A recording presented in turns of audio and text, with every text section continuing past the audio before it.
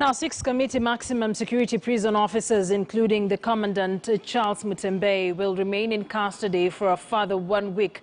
The 6 were arrested following the jailbreak of 3 terror convicts last week.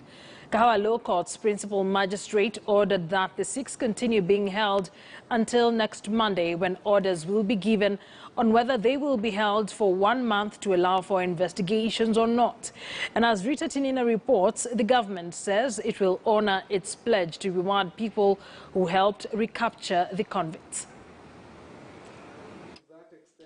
After being arraigned in court on Wednesday last week, following a daring escape by 3 terror convicts, Musharraf Abdallah, Mohammed Ali Abika and Joseph Juma Othiambo from the country's most guarded prison, Kamiti Maximum Security Prison Commandant Charles Mutembe, his deputy and 4 warders who were manning the CCTV surveillance room were back in court again for a ruling on a request by the state to have the 6 detained for 30 days to allow for further investigations. Principal Magistrate Boaz Ombewa ordered that the 6 remain in custody until next Monday, when an order will be given.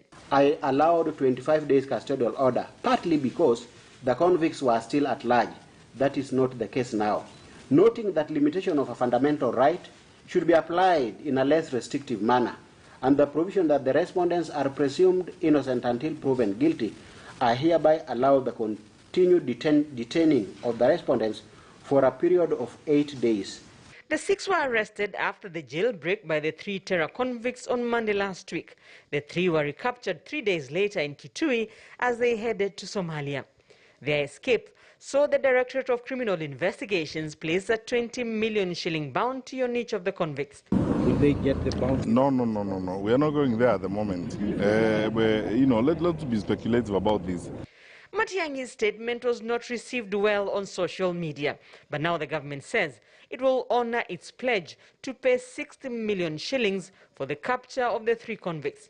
But it may be one long process. In a statement, the National Police Service spokesperson says it will be subject to a due verification process to ensure the reward goes to deserving recipients. And Kenyans may know little about that process. The security nature of the incident and the risk of harm to those who genuinely aided the capture of the convicts may militate against full public disclosure of the eventual beneficiaries of the cash reward, says the statement. As investigations continue, 2 damaged mobile phones have been recovered near the scene where the 3 escaped terrorists were captured. The phones are undergoing forensic analysis and may provide crucial leads on how the convicts planned and executed their escape. Rita Tinina, KTN News. Now, police in Nairobi are investigating